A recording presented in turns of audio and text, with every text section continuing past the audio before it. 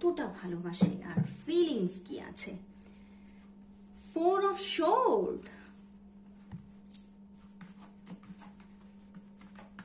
ওরে বাবা বন্ধুরা, প্রচুরই একটা পিওর লাভের গল্প আমি এখানে দেখতে পাচ্ছি। সে কিন্তু আপনাকে প্রচুর ভালোবাসে, আপনার প্রতি তার একটা ভীষণই একটা পিওর লাভ আছে, এবং সে কোথাও না কোথাও আপনাকে নিজের টুইন ফ্লেম মেনে নিয়েছে।